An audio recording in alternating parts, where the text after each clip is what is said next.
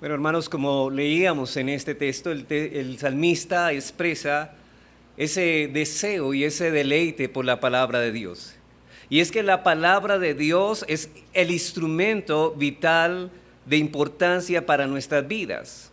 Como nos dice el salmista en el Salmo 19, la ley de Jehová es perfecta.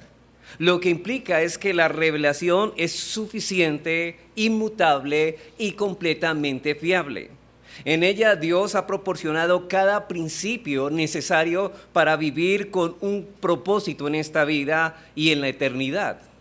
Sin esta luz que guía nuestro caminar sería oscuridad y desorden. Y hermanos, y qué bueno que el Señor no nos dejó en nuestra vida a nuestras expensas. Él nos ha dado la guía para que nosotros podamos vivir la vida conforme a su gloria. Pero Dios no nos ha dejado tampoco en oscuridad. Por medio de su palabra nosotros podemos saber cuál es el camino por donde debemos andar y cuáles son los caminos que nosotros debemos evitar. No hay un solo aspecto de nuestras vidas en que no necesitemos dirección que Dios no lo haya tratado en su palabra, directa o indirectamente, por precepto o por ejemplo. No existe ningún área de nuestra vida en que Dios no lo haya tocado en las Escrituras. Por eso, con razón, el salmista decía de una manera persuadida: lámpara es a mis pies tu palabra y lumbrera mi camino. Lo mismo podemos decir que la palabra es el consuelo en la adversidad y es semejante a una lámpara encendida en la penumbra. Disipa por completo las sombras de duda y guía nuestras almas hacia la esperanza. Porque si alguien, hermanos, tiene una esperanza ciertísima y segura, son los creyentes, son los cristianos, los hijos de Dios. Por eso, lo primero que encuentro en este versículo 50 del Salmo 119, y lo primero que puedes traer de esta enseñanza del salmista, es que la palabra de Dios nos consuela aún en medio de la aflicción. Es que la palabra de Dios nos consuela aún en medio de la aflicción. Hermanos, tener consuelo en medio de la aflicción es, como decíamos ahora, como una lámpara en medio de las tinieblas. Vivimos en un mundo de oscuridad moral, de ignorancia de las verdades de Dios. Por esta razón el salmista, respecto a la palabra de Dios, dice en el Salmo 119:50, ella es mi consuelo en mi aflicción. Pero también el versículo 107 de este mismo capítulo dice: afligido estoy en gran manera. Y es interesante que en el versículo 50 se encontramos la palabra consuelo. Y esa palabra que encontramos aquí no significa reducción de dolor o alivio. Muchas veces pensamos que el consuelo es que Dios nos va a quitar la aflicción o que nos va a sacar de esa dolencia o de ese problema. No, de ninguna manera eso significa. Nosotros tenemos, hermanos, la idea de consuelo cuando estamos en medio de un problema y que de alguna manera viene Dios, interviene y nos alivia y nos libra de tal aflicción. Pero esta no es la idea de esta palabra que encontramos aquí. Esta palabra significa más bien una renovación de fuerzas a través del aliento. Una renovación de fuerzas a través del aliento. Es como cuando vemos al Señor Jesucristo en el huerto de Getsemaní. Él tenía el camino de la voluntad de Dios que estaba trazada para él, aún para ir a la cruz, a la muerte. Y allí Dios no envió un ángel para aliviar a Jesús en su dolor, sino para fortalecerlo. Note que no lo libró de esa aflicción, sino que permitió que siguiera el curso para la gloria de Dios, y en medio de esa aflicción que hizo Dios, lo fortaleció para que siguiera hacia la cruz. El apóstol Pablo también en una ocasión pensó que quizás sin el aguijón que él había dicho en 2 Corintios capítulo 12, él pensaba que le había sobrevenido ese aguijón y quizás podría cumplir con mayor efectividad su ministerio si no estuviera ese aguijón. Él creía que si Dios lo libraba de esta aflicción podría llevar a cabo con más eficiencia su servicio. Pero Dios le responde en 2 Corintios 12:6, dice: bástate mi gracia, porque mi poder se perfecciona en la debilidad. Es interesante, hermanos, que el Señor responde no librarlo de esa aflicción, sino fortalecerlo en medio de esa aflicción. Y podríamos decir que esa aflicción lo llevó a ampararse no en el poder de su fuerza, sino en el poder de las fuerzas de Dios, no en su carne, sino en el poder que Dios da por su Espíritu. ¿Y qué responde Pablo a esto? Por tanto, dice, de buena gana me gloriaré, más bien en mis debilidades, en mis aflicciones, para que repose sobre mí, noten esto, el poder de Cristo. Por lo cual, por amor a Cristo, me gozo en las debilidades, en afrentas, en necesidades, en persecuciones, en angustia, porque cuando soy débil, entonces soy fuerte. Y lo que nos está hablando aquí es que cuando como cristianos padecemos debilidad o padecemos alguna circunstancia que parece debilitarnos, en realidad están moviéndonos más a fortalecernos en Dios, para no ampararnos en nuestro propio poder. Así que noten que Dios no libró a Pablo de la aflicción, pero sí lo fortaleció y lo animó en medio de ello. Hermanos, Dios ha prometido darnos consuelo, ánimo y fortaleza en medio de la aflicción, y el medio principal que Él usará es su palabra. Algo similar encontramos también en el discurso del aposento alto, donde los discípulos del Señor se encuentran completamente tristes y afligidos por su pronta partida. ¿Y qué usa el Señor, hermanos, para consolar, pese a que ya les había dicho que en el mundo tendrían aflicción? Y Él utiliza para consolarlos su palabra. Él usa su palabra para consolar y animar a sus discípulos. Muchas personas piensan, bueno, ¿cómo una teología va a consolarnos a nosotros en medio de angustia? Dios ha determinado que su palabra es lámpara para nuestra vida y es consuelo para nosotros.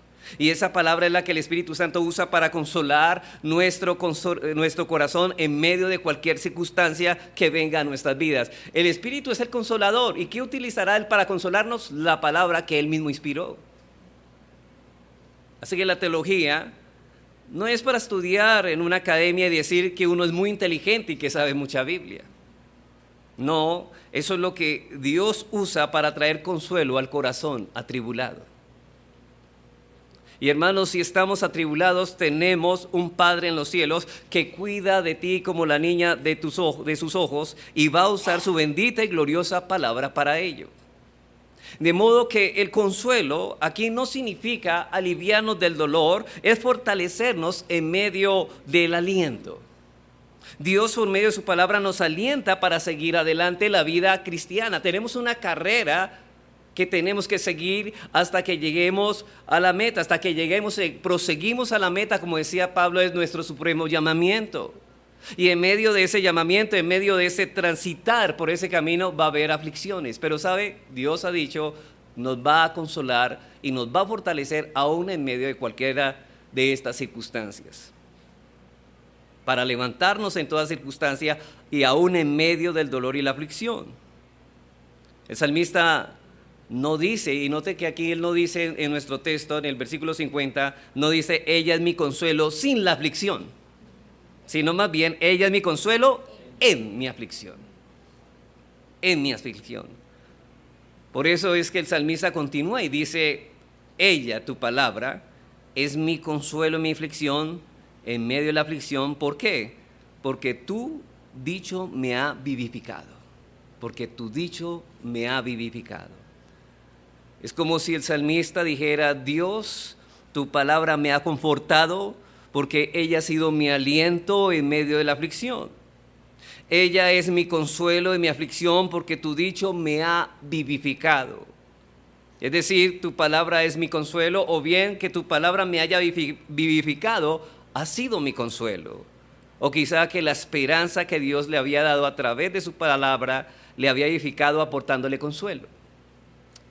Ahora, cualquiera que sea el sentido, está muy claro que el salmista estaba atribulado por una aflicción en particular que él llama mi aflicción. Que en medio de ella halló un consuelo que consideró particularmente suyo, porque él lo llama mi consuelo. y que conocía el origen de ese consuelo y sabía exactamente de dónde procedía. Por eso él exclama, ella es mi consuelo. Así que la palabra de Dios es un consuelo. Para el avaro, el consuelo es el dinero. Para el derrochador, su consuelo es los placeres de esta vida. Para el alcohólico, su consuelo es la bebida. Mas para el hombre cuya esperanza está en Dios y viene de Dios, siente en su interior el poder que da la palabra del Señor, y se agarra y se aferra de ella y testifica diciendo, ella es mi consuelo. Hermanos, ¿podemos decir eso de ti? ¿Que la palabra de Dios es tu consuelo? Aún en medio de las circunstancias más adversas que puedan venir a tu vida. Porque los cristianos padecemos los mismos problemas y dificultades que todo el mundo sufre. ¿No es así? Sin embargo, nosotros tenemos el consuelo que nos da el Espíritu Santo por medio de su palabra. Un suceso, una circunstancia que produzca dolor y muchas veces confusión. Ese mismo evento vendrá a ser causa de un gran gozo porque Dios está obrando en ello para nuestro bien. Y eso debe llenarnos de consuelo. Dios nunca nos prometió una vida cristiana en este mundo sin problemas. Yo he escuchado un pseudoevangelio que enseña una vida que nos libra de los problemas, pero Dios nunca prometió eso en su palabra ni en su evangelio. Prometió librarnos de los pecados, pero no de las aflicciones. Así que Dios nunca prometió una vida cristiana en este mundo libre de esas aflicciones. Todo lo contrario, mientras estemos en este mundo vamos a tener aflicción porque este es un mundo dañado por el pecado. Pero podemos decir como el salmista, tu palabra es mi consuelo en mi aflicción. Pero noten que el salmista en este texto no solo se limita a decir que la palabra de Dios lo ha consolado en la aflicción, sino que además dice de qué manera la palabra lo ha consolado. Porque él no solamente dice, bueno, la palabra de Dios me consoló en medio de la aflicción, pero ¿cómo te consoló? Eso nos lleva a nuestro segundo punto. La palabra de Dios nos consuela fortaleciendo nuestro interior. La palabra de Dios nos consuela fortaleciendo nuestro interior. Hermanos, somos débiles y necesitamos ser fortalecidos. Salmo 119, 50, ella es mi consuelo en mi aflicción porque tu dicho me ha vivificado. Versículo 52. Afligido estoy en gran manera, pero ¿qué dice el salmista? Vivifícame, oh Jehová, conforme a tu palabra. Así que la palabra era este consuelo porque la palabra de Dios lo había vivificado, capacitado para recibir consuelo. Note que es algo que Dios también enseña, nos enseña a ser consolados, nos enseña a recibir ese consuelo. El salmista había sentido en su interior la feliz experiencia y había experimentado el poder revitalizador, restaurador de la palabra de Dios mientras la leía, mientras la vivía, mientras meditaba en ella y se entregaba a seguir su camino. Ahora, es interesante, así como había un significado para el término consuelo, la palabra vivificar que usa el salmista en este texto no solo es utilizada en un sentido físico de preservación del cuerpo de la muerte, sino también en el sentido espiritual de revivir el corazón, de impartir coraje, de infundir ánimo, de dar aliento. Vivificar el corazón es reanimar al hombre por completo. Y es como a un hombre que para reanimarlos, ustedes han visto esos hombres que están a punto, digamos, de perder los signos vitales, se les administran unas descargas para restaurar su ritmo cardíaco. Ese es más o menos, pero en el sentido espiritual. La palabra ocasiona eso en nosotros. Y esos choques eléctricos pueden ser las aflicciones que también Dios, en medio de estas cosas, Él nos reanima. Y en ocasiones nos sentimos, hermanos, espiritualmente languidecer, nos desalentamos, nuestros afectos se apagan y nuestro gozo desaparece. ¿Recuerdan cuando el salmista decía, Señor, devuélveme el gozo de tu salvación? Había perdido ese gozo y ahora quiere ser reanimado por el Señor. Y él sabe que ese consuelo viene de Dios por la palabra. Pero la palabra de Dios mitiga nuestras mayores angustias, infundiéndonos vitalidad para que cumplamos nuestro deber como hijos de Dios. Noten que hay un propósito. Nos consuela en medio de todo eso, nos fortalece, y cuando nos fortalece nos consuela, ¿para qué? Para que cumplamos con nuestro deber cristiano.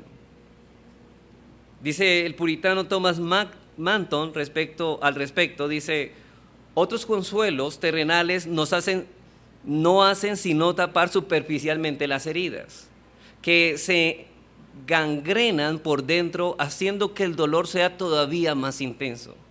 Pero la fe que nace de la palabra penetra hasta el tuétano, sana el corazón y hace que el alma reviva, esperando en Dios que reciba nueva vida y fortaleza. Qué buenas palabras, más acertadas, como las dice este puritano Thomas Manton. Es la rehabilitación o revitalización que recibimos del Señor. Así que los consuelos que el hombre ofrece como vendas son sobre heridas infectadas. Alivian por fuera, pero no curan. En cambio, la fe que brota de la palabra de Dios actúa como medicina para el alma, sana desde adentro, da esperanza y renueva la vida. Por ejemplo, el uso de medicamentos puede ayudar a una persona a tratar con síntomas de depresión cuando estos se han agudizado, pero ningún medicamento puede curar la depresión en sí. Pero el salmista ve su medicina, la medicina eficaz en la palabra de Dios, y es su medicina para su alma y para la nuestra. Hermanos, la única medicina para la depresión es la palabra del Señor. Ella es la única que nos puede confortar en esos momentos de ansiedad, de angustia. Y esto nos enseña algo que reviste de gran importancia en lo que se refiere a nuestra constitución como seres humanos. Somos unidad psicosomática. No somos un alma con un cuerpo, sino que somos como ser, alma y cuerpo. Y tenemos, por causa del pecado, una distorsión, no solamente en el funcionamiento del cuerpo, sino también de nuestra alma. Así como tenemos un cuerpo, también tenemos un alma donde residen facultades como el intelecto, la voluntad y las emociones. Y quiero que ustedes pongan mucha atención a lo que se puede explicar aquí con respecto a lo que estaba sintiendo el salmista. Todas estas facultades que funcionan juntas constituyen lo que somos como personas. El problema es que por causa del pecado no somos seres integrales. Es decir, no siempre todos los aspectos de nuestra personalidad funcionan en armonía, en consonancia, sin contradicción. Por lo que muchas veces experimentamos un conflicto interno entre nuestro yo racional y nuestro yo emocional, por decirlo de alguna manera. No siempre nuestra razón y nuestras emociones contemplan las cosas desde la misma perspectiva. Pablo nos dice en Romanos 12:2 que nuestro culto es racional. Ahora, noten que dónde debe ir primero, antes que las emociones, debemos ser racionales. Y una razón santificada ¿por quién? Por la palabra de Dios. Ese es el orden. Una razón que está subordinada a la palabra de Dios y una razón que subordina a sus emociones. Por eso no somos emocionalistas. Ahora, ¿debemos anular nuestras emociones? De ninguna manera, pero el problema es que deben estar en el orden indicado. ¿Por qué muchas veces estamos tan angustiados, hermanos? Porque lo que nos controla no es la razón, sino que las emociones. Somos emocionalistas. Por ejemplo, Señor, no os afanéis porque hay de comer, porque hay de beber, porque hay de vestir. ¿Por qué nos afanamos? Porque entramos en la emoción y, como hoy faltó, quizás mañana no tengamos nada para comer. Y ni siquiera el día ha venido y ya están pensando en lo que no ha llegado. ¿Por qué se están dejando llevar y por qué lo lleva a razonar de esa manera? Por la emoción. La emoción está controlando la razón. Así que no siempre nuestra razón y nuestras emociones contemplan las cosas desde esta misma perspectiva y dejamos que nuestro yo emocional sea el que tome la dirección de nuestra vida y terminaremos hundidos, hermanos, en un abismo profundo porque las emociones humanas son muy cambiantes. Te levantas una mañana y piensas que vas a tener un buen día, pero pasan las horas y comienzas a enfrentarte con las dificultades de vivir en un mundo caído, y de manera que llegada la noche parecería que estás caminando al borde del infierno. Eso es porque nos dejamos llevar por las emociones. Y tal vez tuviste que enfrentarte a una fuerte tentación, o lo que es aún peor, fuiste seducido y caíste. Y ahora te dispones a venir delante del trono de la gracia en arrepentimiento y confesión de tu pecado, pero el problema es que el diablo es muy astuto. Y él minimiza el pecado cuando nos tienta, para magnificarlo luego que caemos. Ahora, ¿por qué llegamos allí? Porque somos emocionalistas. De manera que al confesar nuestro pecado, él continúa su labor acusándonos de ser hipócritas. ¿Piensas que con unas pocas palabras vas a librarte de esta culpa tan grande que cometiste? Y no dormimos. Hermanos, si escuchas su voz, es muy probable que no te sientas perdonado. Pero entonces debes hacerte cargo de la situación y recordarte a ti mismo muchos textos, como Primera de Juan 1:7. Si confesamos nuestros pecados, Él es fiel y justo para perdonar nuestros pecados y limpiarnos de toda nuestra maldad. ¿Qué tenemos que hacer? El Señor ha prometido esto. Yo voy a confesar mi pecado y yo voy a tener la seguridad que el Señor me va a perdonar, porque Él lo ha prometido. Y así las emociones me digan otra cosa. Así que aunque no te sientas perdonado, según su palabra, nuestro Dios es bueno y perdonador y grande en misericordia para todos los que le invocan. Salmo 86:5. Así que el yo racional debe tomar el control, y esto no es un asunto de cómo, noten esto, de cómo nos sentimos, sino de lo que Dios ha revelado en su palabra. Entonces el orden es: la palabra debe dominar nuestra razón, nuestras emociones. Eso es lo primero que hace el salmista cuando dice en el Salmo 42:5: ¿por qué te abates, su alma mía, y te turbas dentro de mí?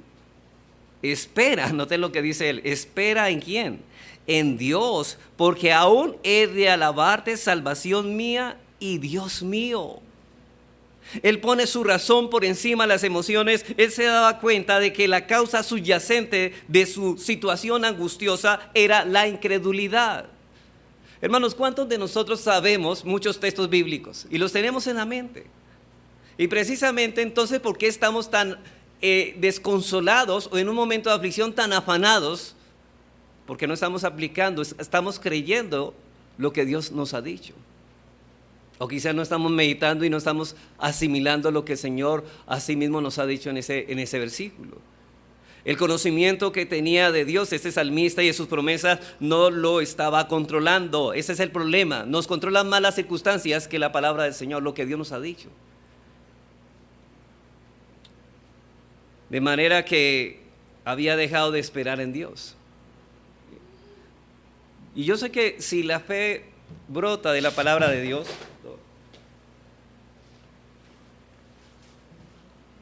si la fe brota de la palabra de Dios, esa fe nos lleva a esperar, y a esperar en lo que Dios ha dicho en medio de cualquier circunstancia.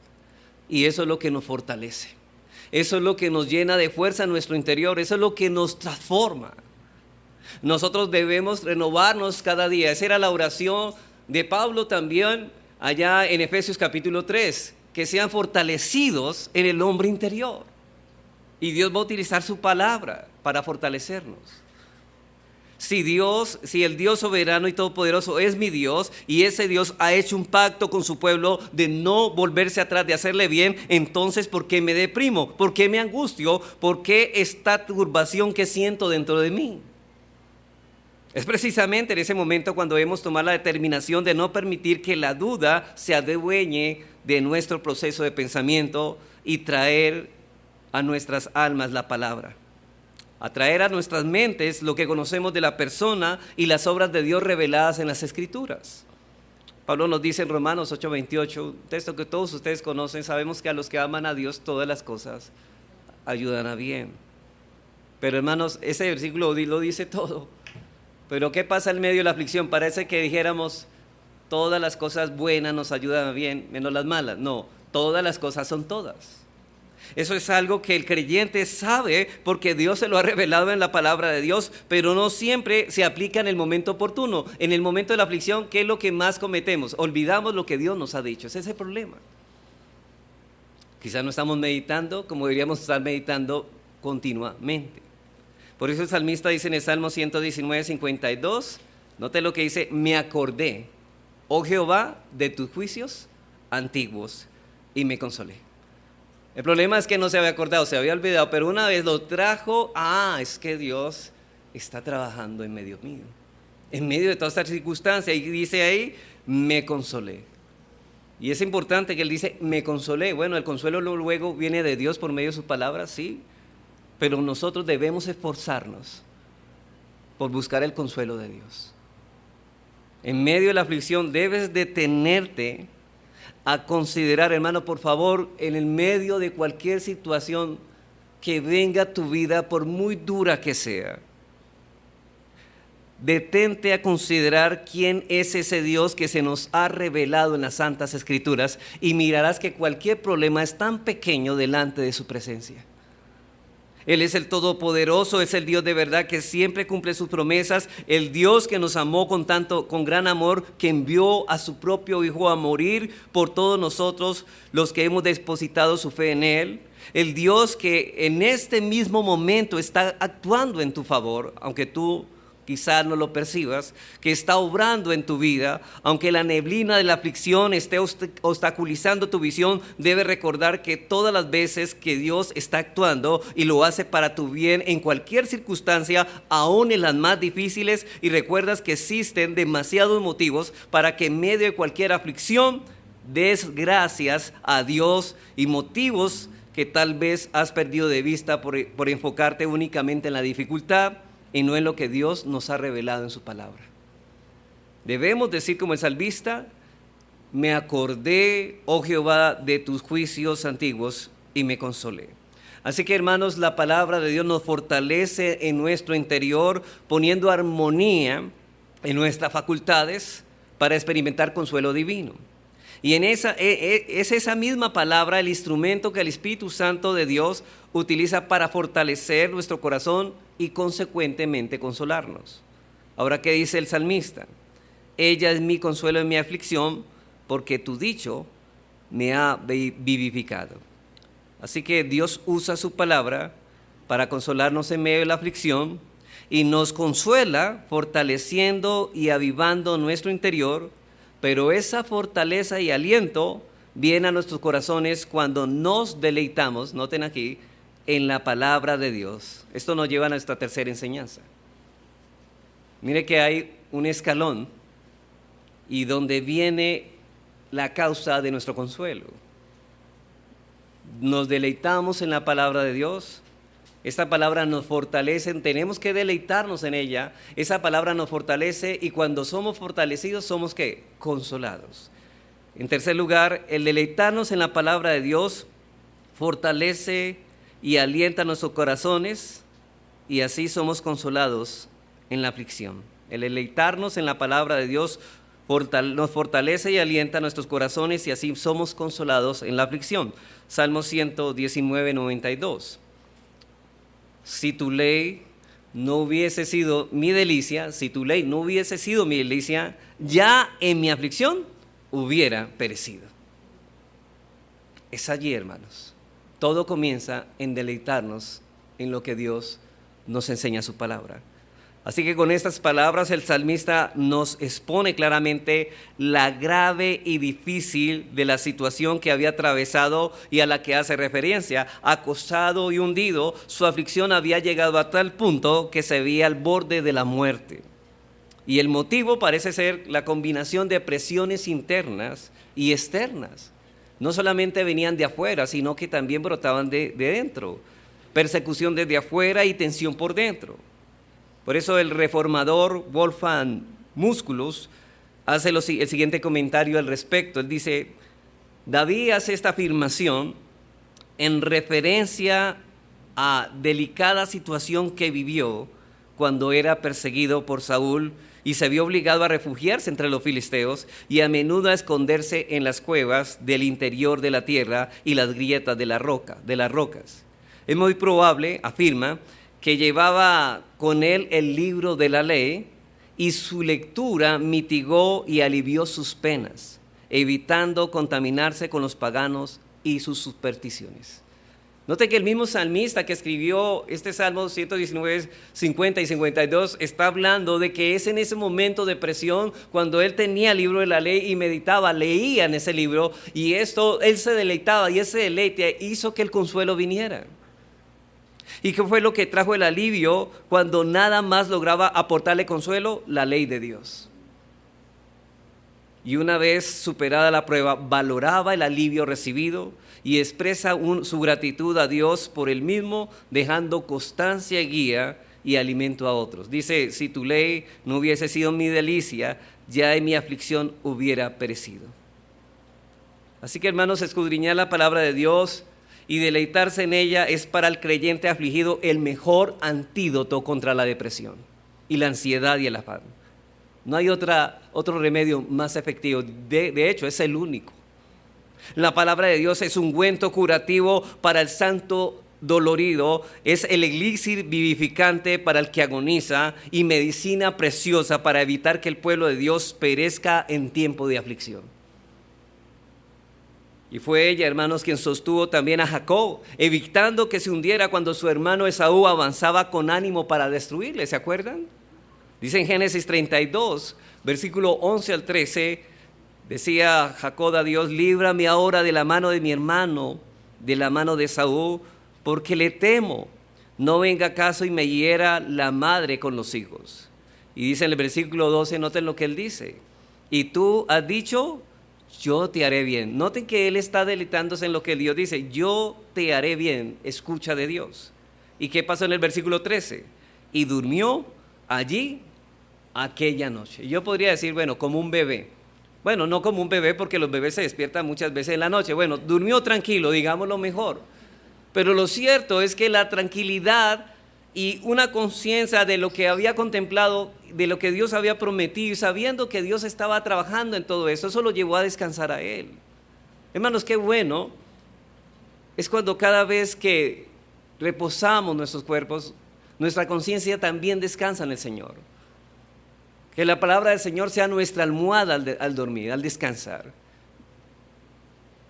Hermanos, si fue la promesa de Dios la que sostuvo a Josué, permitiendo luchar valerosamente las batallas del Señor, porque Dios había dicho en Josué 1:5, nadie te podrá hacer frente en todos los días de tu vida, como estuve con Moisés, estaré contigo, no te dejaré ni te desampararé. Eso debe estar en nuestros corazones.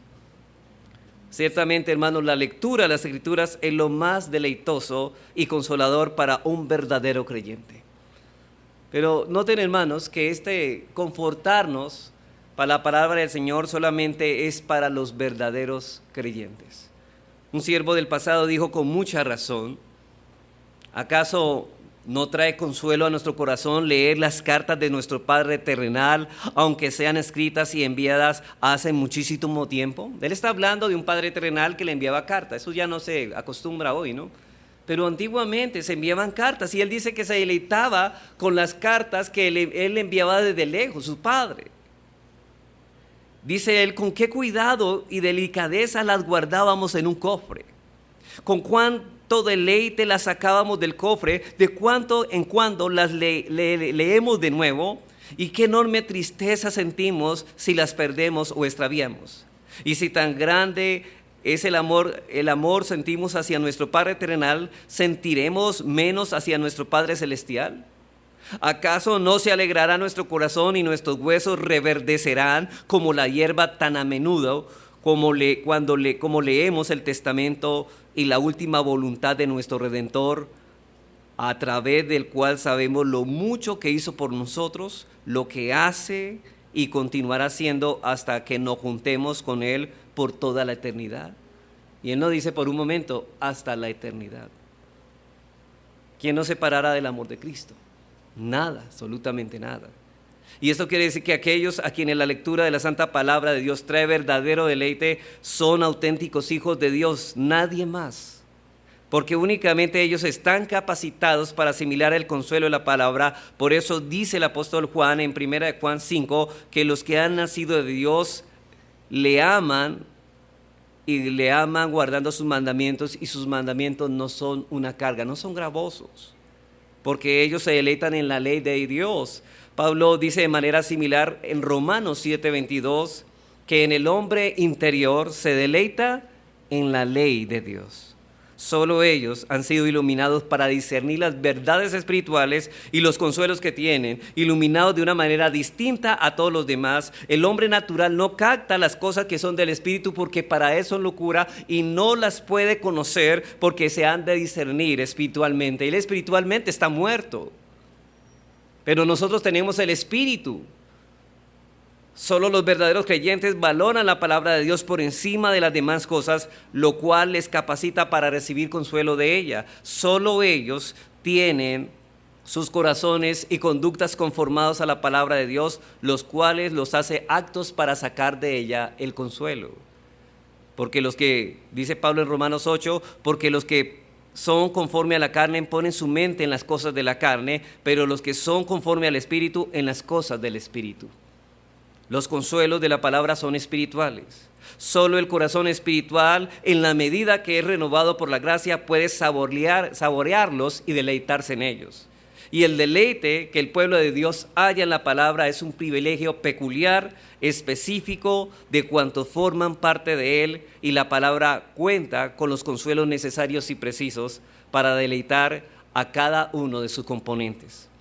Y por cierto, hermanos, para ir terminando, los creyentes son descritos en la Escritura como bienaventurados, como dichosos, porque en la ley de Dios está su delicia. Como dice el salmista en el Salmo 1, dice: bienaventurado el varón, dichoso el varón que no anduvo en consejo de malos, ni estuvo en camino de pecadores, ni en silla de escarnecedores se ha sentado, y noten esto, sino que en la ley de Jehová está su delicia, y en su ley medita de día y de noche. Ahí está su deleite. Note que este bienaventurado no se limita solo a leer la palabra de Dios, sino que nos dice el salmista que se deleita en ella. Se identifica con las palabras del Salmo 119:97. Oh Jehová, cuánto amo yo tu ley. Todo el día es ella mi meditación. Y el versículo 72 dice: mejor me es la ley de tu boca que millares de oro y plata. Hermanos, ¿por qué para el hombre impío no existe otra riqueza que los bienes materiales de este mundo? ¿Por qué? Porque él no conoce a Dios. Porque él no conoce las riquezas que hay en Cristo. Él no las conoce, él está ciego a estas cosas.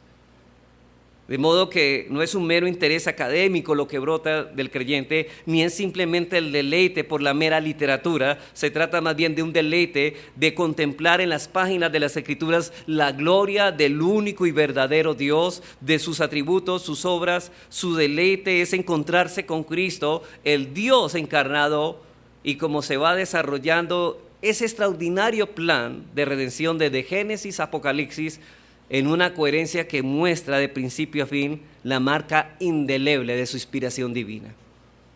Así que el deleite es saber que toda la sabiduría que necesitamos para conducirnos en este mundo, de tal manera que Dios sea glorificado y nosotros bendecidos, todo eso se encuentra en la gloriosa palabra de Dios. Es el deleite de saber que todas las promesas de Dios que se hallan en su palabra son fieles y verdaderas, porque fiel es el que lo promete. Es por eso, hermanos, que para el verdadero creyente no es una carga meditar en esa palabra día y noche.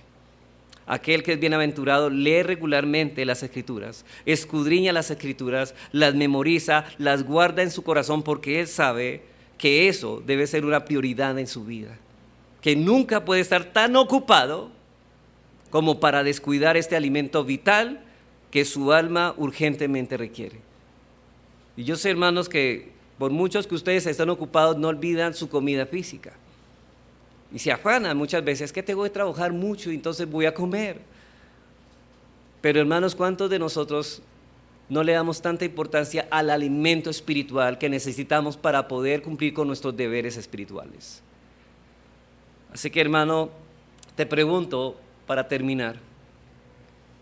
Simplemente que examines en tu corazón estas preguntas. ¿Te deleitas en leer, estudiar y meditar en las Escrituras?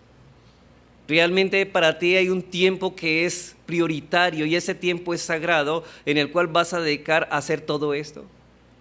Ellas son una prioridad para ti, están por encima de cualquier actividad del día. Apartas tiempo diariamente no como una carga legalista, sino como un deleite sabiendo que en sus páginas encontrarás la gloria de Cristo revelada en los evangelios para que contemplando sus glorias puedas ser transformado de gloria en gloria en la misma imagen como por el poder de su Espíritu. Lees la Biblia dependiendo de Dios en oración, pidiendo que en ella te revele la hermosura de su Hijo, para que te enamores más de Él, para que tengas más deseos por Él. Entonces, si te deleitas en la palabra de Dios, desea como niños, recién nacidos, la leche espiritual no adulterada, para que en ella crezcáis para salvación, si es que habéis gustado la benignidad del Señor. Y hermanos, así que el Señor nos ayude a vivir conforme a lo que este salmista ha expresado y que ha sido inspirado por Dios para que nosotros conformemos nuestras vidas conforme al consejo de Dios. Que Dios nos ayude, hermanos.